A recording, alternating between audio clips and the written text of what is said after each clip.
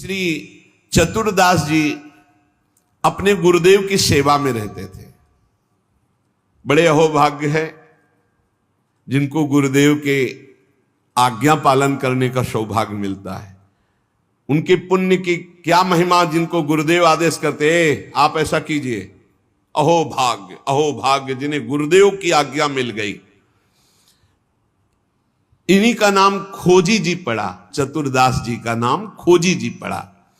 ये गुरुदेव जी के सेवा में, अब जैसे गुरुदेव लघु शंका कर रहे हैं तो पानी लिए खड़े, गुरुदेव को हस्त प्रक्षाल आचमन आज्ञा कब क्या हो जाए तो जल की सेवा लिए खड़े थे। गुरुदेव जी लघु शंका में ही समीप बैठे। बड़ा भारी पीपल का वृक्ष दूर था तो वायु के द्वारा उसके फल और पत्ते बीज सब पड़े थे। लघु शंका किए, हंसने लगे और हंसते हंसते हाथ प्रक्षालन किया, आचमन किया तो इतनी जोर की मस्त मुस्कुराहट और हंसी थी। श्री चतुरदास जी ने, जिनको खोजी जी बाद में कहा गया,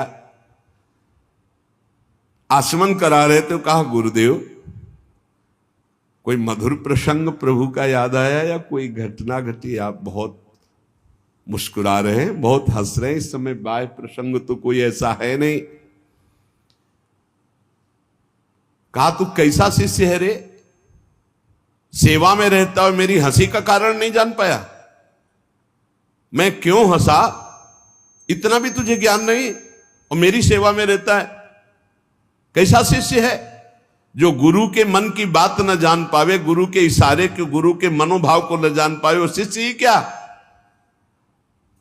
चलो सेवा छोड़ो, मैं क्यों हंसा इसकी खोज करके आओ। अब बताओ, गुरुजनों की प्रति सेवा कर बहुत कठिन है, बहुत कठिन है। यहां कहा कि छोड़ो सेवा, मैं क्यों हंसा ये बताओ, आके खोज करो।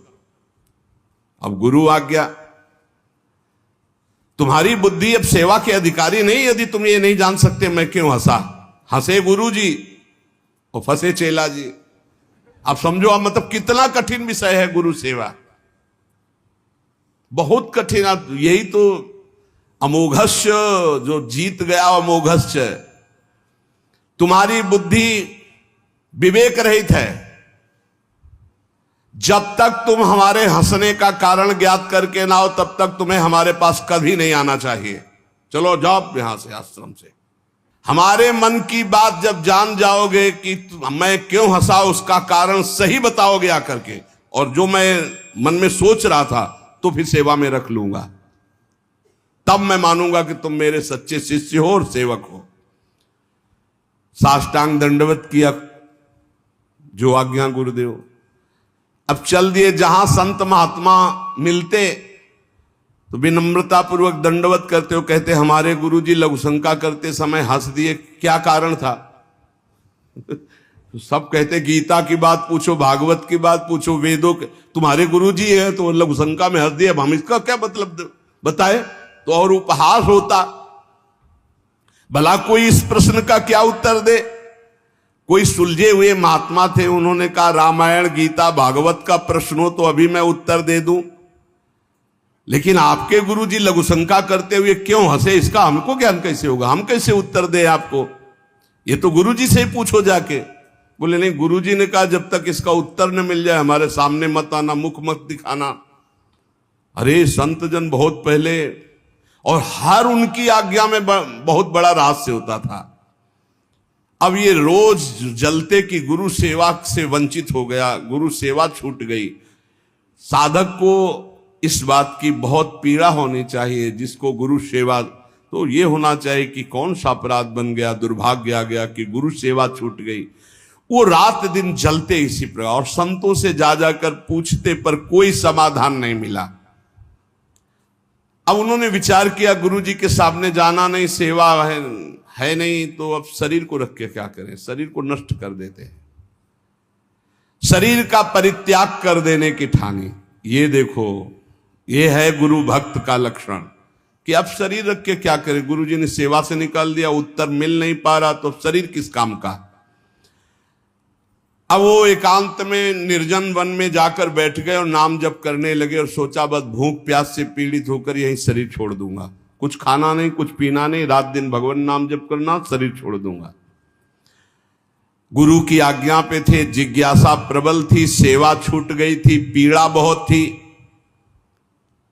अभी कुछ ही दिन हुए थे, न अन्न न जल, रात दिन नाम जप और शरीर छोड़ने का संकल्प।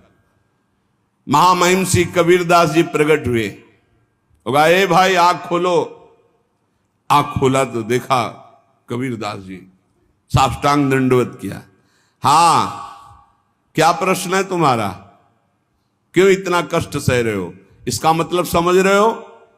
जब कोई सच्ची भावना से भगवान का भजन करता है तो भगवान अपने दिव्य पार्षदों को भेज देते हैं समस्या का समाधान। सुनो, जब तुम्हारे गुरुजी लघुशंका कर रहे थे तो उनकी लघुशंका की ढाल में एक पीपल का बीज बह रहा था। बीज को बहते हुए लघुशंका में देखकर गुरुजी विचार करने लगे कि ओहो, देखो इस बीज में पीपल का पूरा वृक्ष छुपा हुआ है, लेकिन जब ये बीज पीपल में था तो कितना बंदनीय और कहां सुव्यवस्थित था, और जब ये पीपल से अलग हुआ तो लघुशंका में बह गया। इसका मतलब पीपल का वृक्ष साक्षात ब्रह्म है और उसका अंश जीव है। जीव जब अविद्या के कारण ब्रह्म से अलग हो जाता है तो मलमूत्र के द्वारों में बह जाता है आसक्ति होकर, और अगर वो ब्रह्म से जुड़ा रहे तो वो ब्रह्म में पूजनीय और ब्रह्ममय हो जाता है। ब्रह्मविद ब्रह्मयु भवति, कबीरदास जी ने व्याख्या करके बताई कि जब वो ब्रह्म से जुड़ा रहता है तो ब्रह्ममय रहता है, जब ब्रह्म से अलग हो जाता है तो मलमूत्र के शरीर में आसक्त होकर मलमूत्र के द्वारों के भोगने में पूरा जीवन नष्ट कर देता है। जीवात्मा जब प्रभु से विमुख हो जाता है तो उसकी यही दुर्गति होती है। जैसे पीपल के वृक्ष से फल से वो बीज अलग हो गया तो लघुशंका के